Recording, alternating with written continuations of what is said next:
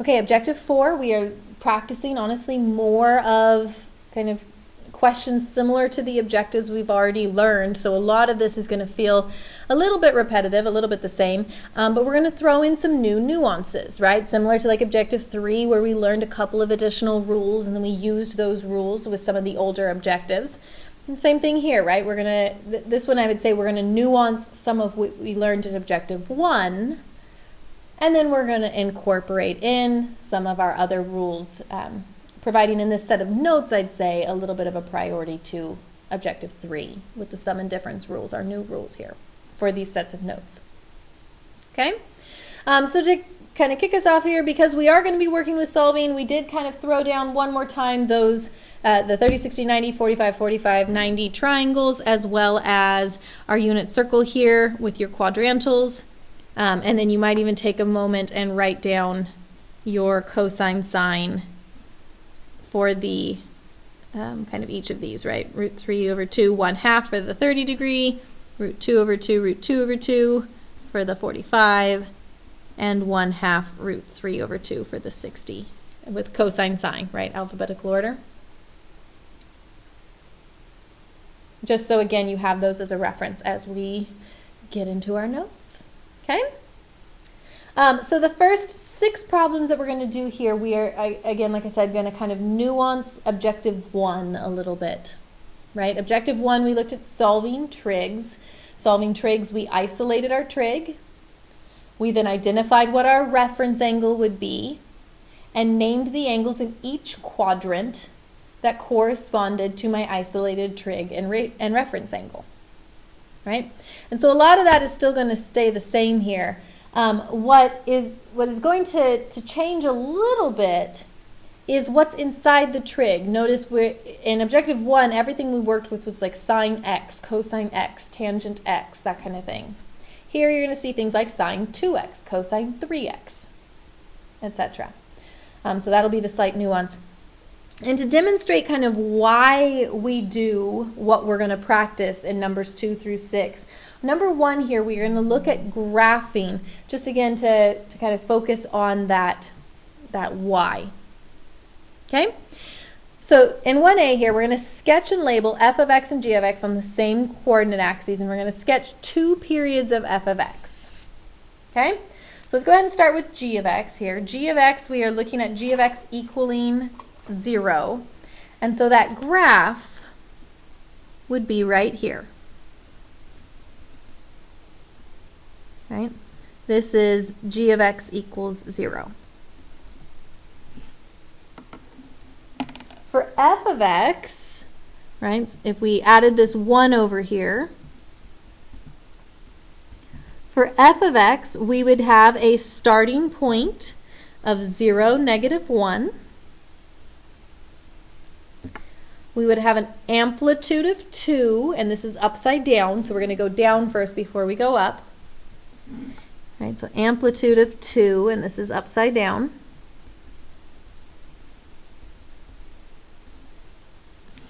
And then a period is 2 pi over b. This would be 2 pi, my b is 2, and so we have a period of pi here. And again, we're going to sketch 2 periods. So I'm going to go a period of pi away, that will be 1 period. Halfway point, and amplitude, down to, up to.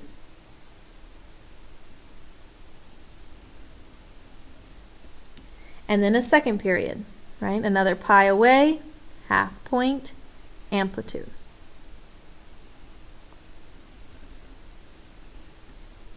And so we can see here that there are, in B here, use your sketch to determine the number of points of intersection. We can see here in part B that we have 4 solutions. 3, 4.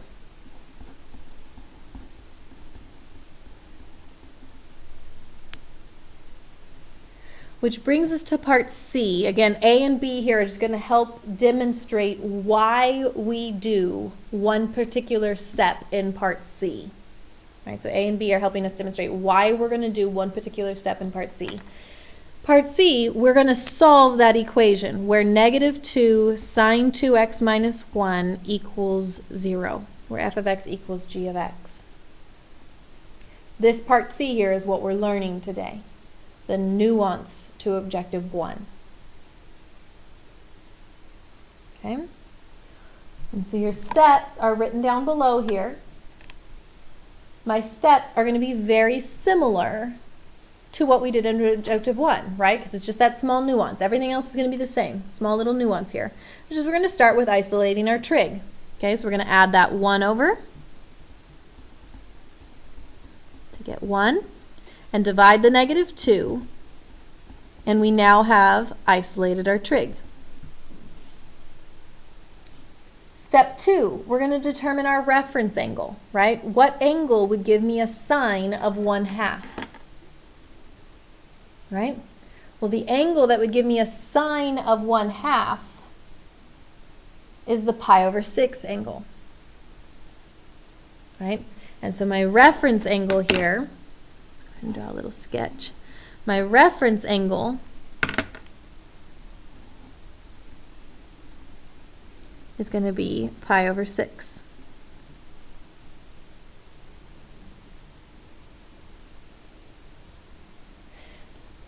Okay. 3, we're then going to draw in our terminal rays so we can identify which quadrants we actually want to name in. In this case, I want sine to be negative. Where would sine be negative? Sine would be negative in the 3rd and 4th quadrant. So I want the pi over 6 angle that lie in the 3rd and 4th quadrant. What would those angles be called? Okay, those angles would be called 7 pi over 6 and 11 pi over 6. And then right here, here's where the nuance occurs. Step 4 here has never happened, right? Or I guess technically it's step 5. It's the kind of the 4-5 combination. Has never happened up until today. Because again, so far we've always had sine x, cosine x, tangent x, not 2x. Right? What we're going to do is we're going to find all of our rotated angles by adding 2 pi to each angle, and you repeat as needed to create B pairs of rotated angles. What is this B? This B is the number, just as a reminder, inside the trig. It's the number inside the trig. This rotation here, 7 pi over 6 and 11 pi over 6, is one rotation through the unit circle, right? If I were to rotate one time through my unit circle, I would hit 7 pi over 6 and 11 pi over 6 in my one rotation. Because, though, my period is 2, or I should say my B is 2, creating a period of pi, I actually have to go 2 times around my unit circle.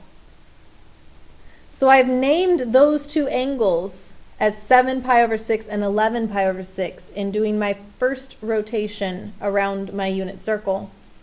But I now need to do another rotation, right? So I'm here 0, pi over 2, 3 pi over 2. I named 7 pi over 6, check. Or pi, named 7 pi over 6, check. 3 pi over 2, I named 7, 11 pi over, or this one 11 pi over 6, check. And I'm at 2 pi, one rotation. We got to go again. 5 pi over 2, 3 pi, and then the question is, well, what is that angle called after another rotation if I add 2 pi to that angle? Right? I'm going to add 2 pi to that 7 pi over 6. Okay? Which 2 pi is the same thing as 12 pi over 6, meaning that angle is called 19 pi over 6. The 7 pi over 6 angle the second time around is 19 pi over 6. And then continuing, we don't want the 11 pi over 6 angle another rotation away, so we're going to add 2 pi to 11 pi over 6. Right? which is 12 pi over 6, or 23 pi over 6. You're going 2 times. 1 for the first rotation, 1 for the second rotation, because this is 2x. If this was 3x, we'd do it a third time. We'd add another 2 pi to those angles. If it was 4x, we'd go a fourth time. We'd add another 2 pi to the 3 pi one, right? Or to the third rotation. So you name your angles however many rotations match your b. Why do we do that?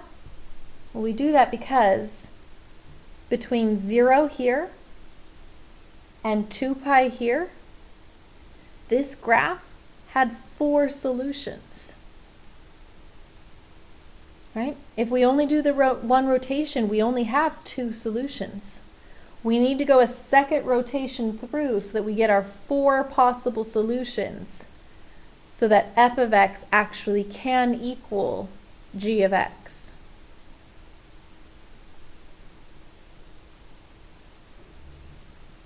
Which then brings us to our last step. Down here you see your last step is to then divide by b to find all your angles, right? So we're going to divide this 2 over to the other side.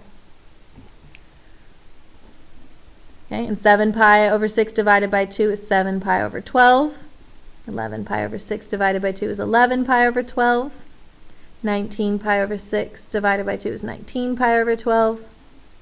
And 23 pi over 6 divided by 2 is 23 pi over 12. Got your answers.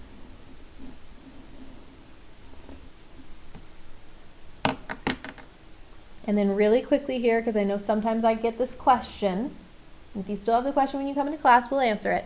But sometimes the question I get is, well, wait, isn't 23 pi over 6 outside of 2 pi? Right? My region was restricted from 0 to 2 pi. Isn't 23 pi over 6 outside of, 23 pi over 6 outside of 2 pi? Yes, it is. But you're not saying these are your answers. Right? These are not my answers. 23 pi over 6 is not my answer. You're correct. If you were going to say 23 pi over 6 is my answer, you'd be wrong. 23 pi over 6 is much larger than 2 pi. But you're not done with this step, right? You're dividing everything by 2. That 23 pi over 6 becomes 23 pi over 12. And that is less than 2 pi. Right? 24 pi over 12 would be 2 pi. That is less than 2 pi. 23 pi over 12 does lie within my restricted region. Right? So we're good to go. Our 4 answers. Okay, I always take a little bit more time with this first one because I think it's important that we see why, for those who are visual learners, it's helpful to have that graph so you can see why we're doing those 2 rotations. It's because we need 4 answers, right? But now we're going to get into just kind of brute force practicing this, right? We're going to do this on 2, 3, 4, 5, and 6, just working through these steps. I would encourage you at some point to start kind of practicing it a little bit on your own, but maybe you want to do 1 or 2 more with me before you do that. Okay? So step 1, isolate the trig ratio. So what would we do first? Okay, well, we'd add 3 over.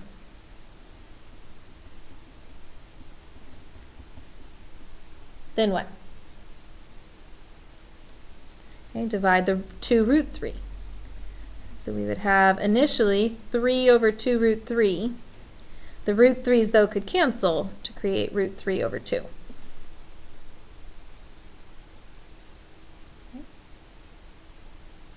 Step 1 done. We've isolated the trig. Step 2, determine your reference angle. Okay, we want cosine to equal root 3 over 2. Well, what kind of reference angle would have a cosine of root 3 over 2? Okay, well, that would be pi over 6.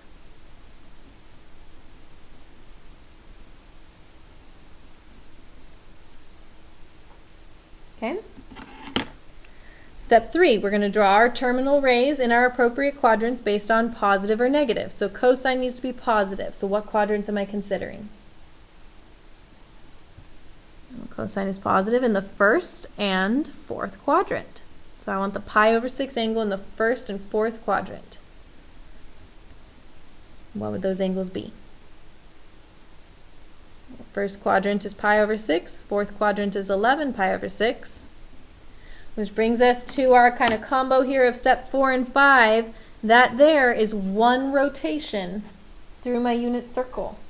How many rotations do I need to do? Okay, I need to do 2. Right? The number inside the trig. I need to do 2 rotations. So I got to add 2 pi to both of those, pi over 6 and 11 pi over 6, to generate my other 2 angles. Okay? So pi over 6 plus 2 pi, pi over 6 plus 2 pi, to get my second rotation for that angle. What would that be? Okay, well, that'd be pi over 6 plus 12 pi over 6, which is 13 pi over 6.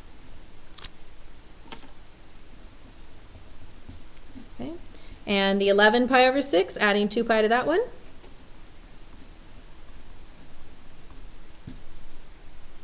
What would we get?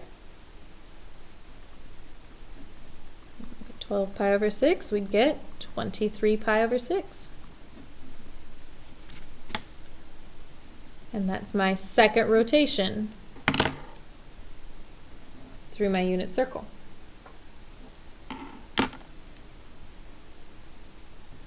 Okay, last step, divide B for final angles. Pi over 6 divided by 2, pi over 12. 11 pi over 6 divided by 2, 11 pi over 12. Third angle, 13 pi over 12. And fourth angle, 23 pi over 12. And you've got your answers.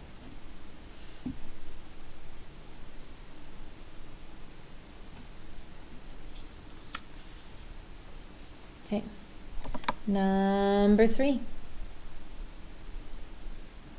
Try this one a little bit more so on your own here.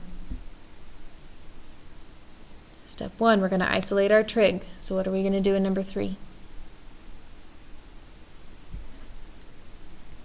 I'm going to add 1 over.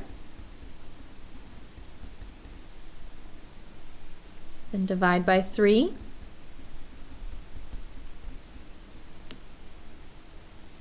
And then square root. And then careful, when you square root, what do you get again? Plus and minus. And square rooting that side. Square root of 1 is 1. Square root of 3 is root 3. Okay, plus and minus.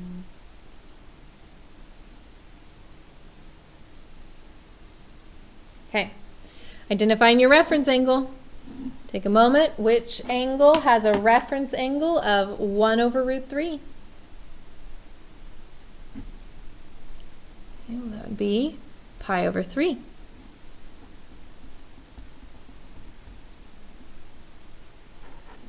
Okay, and so what quadrants do I want my cotangent to be in so that cotangent is positive or negative? Okay, this is the nice one, right? Whenever you have that plus or minus, that's always kind of handy, because you're naming all 4 quadrants. So I want the pi over 3 angle in all 4 quadrants. So we have pi over 3, 2 pi over 3, 4 pi over 3, and 5 pi over 3. Okay, but that is 1 rotation, right? That's 1 rotation through my unit circle. How many do we need to do? We need to do 2 rotations. Okay, so we're going to add 2 pi to each of these. Go ahead and take a moment. Pi over 3 plus 2 pi would be what? Okay, well, pi over 3 plus 2 pi. 2 pi is the same thing as 6 pi over 3. You get 7 pi over 3.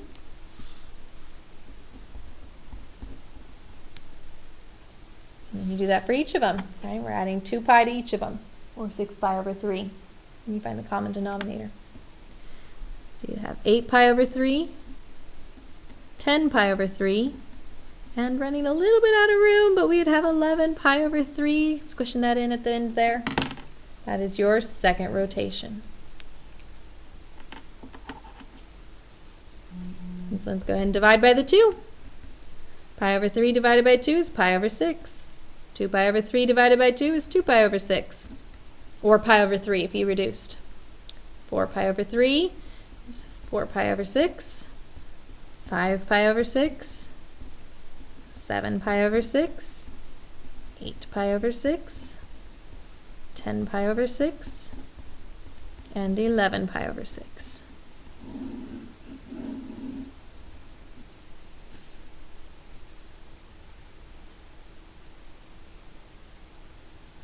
Okay, number 4. And try them a little bit more so on your own with each one. Number 4 here. Isolating our trig ratio. What are we going to do in number 4 to isolate our trig ratio? And on this one we can factor. Let's go ahead and factor out that cosine theta. It's a GCF factor in this case.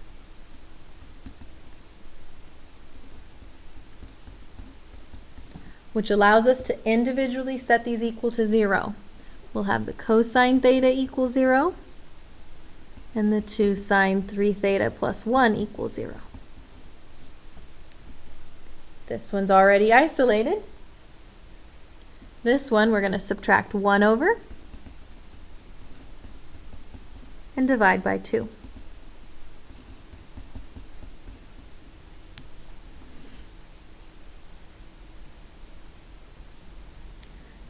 Okay, step 2, identify your reference angle. Okay. So over here, which angle would give me a sine of 1/2? And that'd be pi over 6.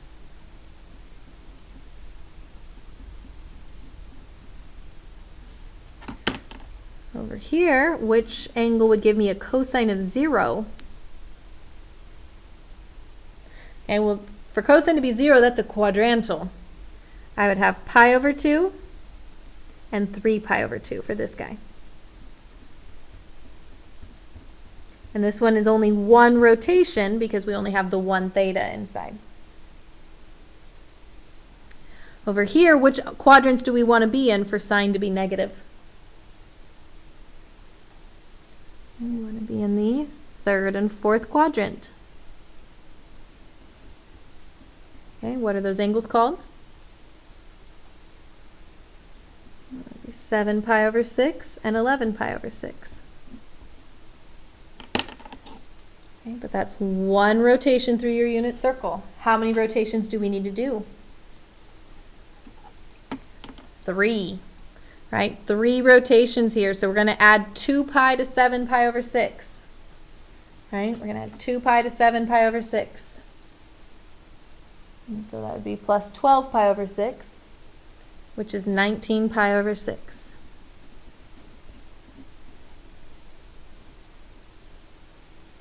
And then 2 pi to 11 pi over 6,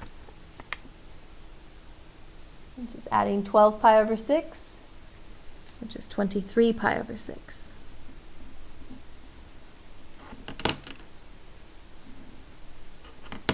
Okay, but we've got a 3rd rotation here.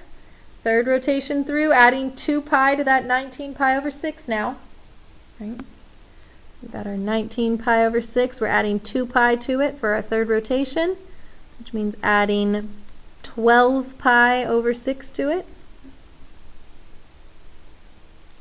We get 31 pi over 6. And then 2 pi to the 23 pi over 6.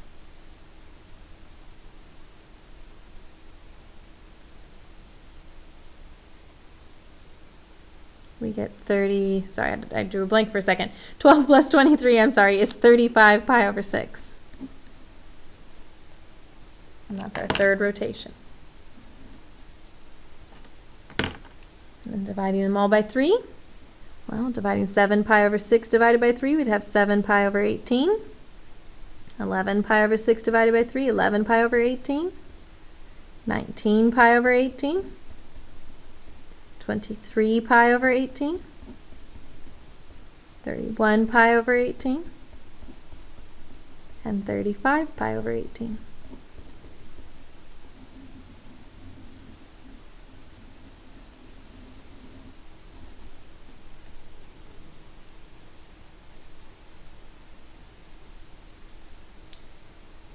Okay, number 5.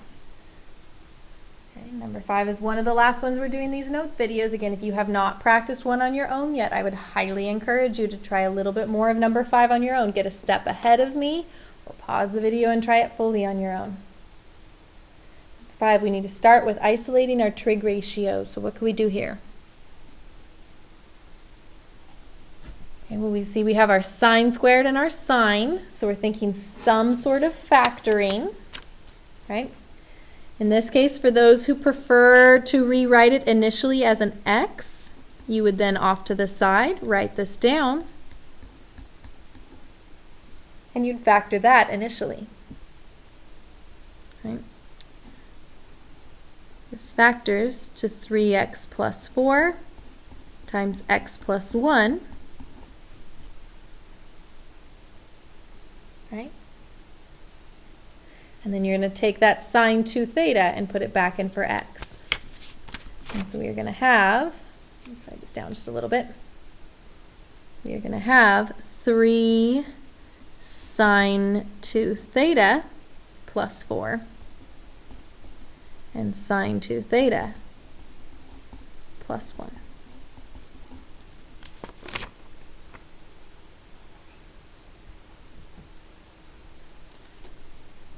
Which means we can finish isolating now by setting them individually equal to 0.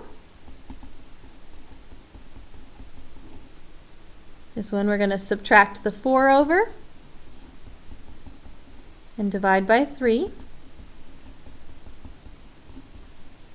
And over here we're going to subtract 1 over.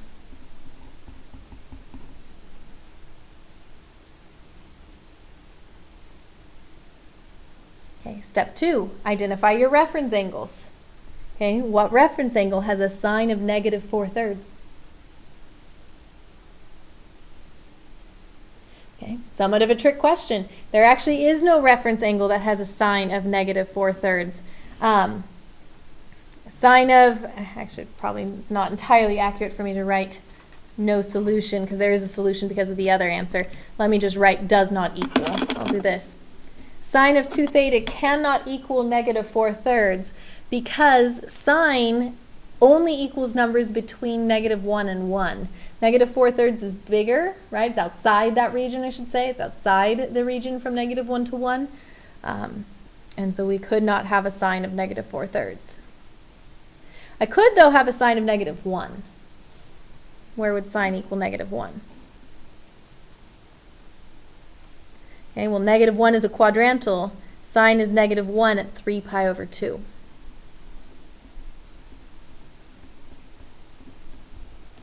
Okay, but now that's only one rotation through your unit circle. How many rotations do we need? Okay, we need 2. So adding 2 pi to that 3 pi over 2, what would that angle be called? You should get 7 pi over 2. So then dividing your 2 over, you get theta equals 3 pi over 2 divided by 2 is 3 pi over 4. 7 pi over 2 divided by 2 is 7 pi over 4.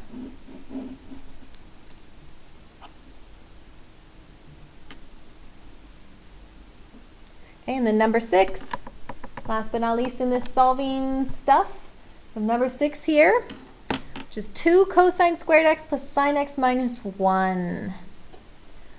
Okay, so step 1, we need to isolate our trig ratio. So what can we do here? Okay, well, it's tempting to want to say to do a factoring idea because we see a squared and a singular. Unfortunately, this squared is a different trig than that singular, right? So factoring right now wouldn't work. However, if I could get that cosine squared to be sine squared, then we could factor. So there's my little hint for you. What could we do to that cosine squared? Well, we could use a Pythagorean identity, right? I could substitute into this cosine squared 1 minus sine squared x.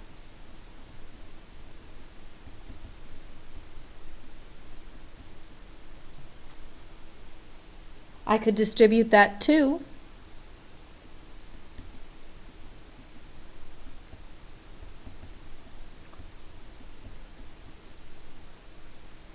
And then I could combine like terms, the 2 and the -1. And what that would do is turn a function that I don't know how to factor, because it has different trigs in it, into one that I can factor, one that has a sine squared and a sine x together. So we can factor that one. Now if you're not comfortable factoring when there's a -2 out front, what you could do is divide the negative all the way through. Right? Essentially divide the negative over to the other side, because 0 divided by a negative is still 0. And that might make it a little bit easier for you, for those maybe who are not quite so comfortable factoring a -2 out front. Okay? So go ahead and take a moment and factor this.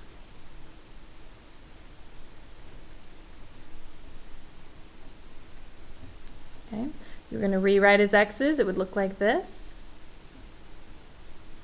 Factoring your x's, then you'd have 2x plus 1 and x minus 1. And using that to rewrite with signs, we would have 2 sine x, right, sine x going in here, plus 1, times sine x minus 1.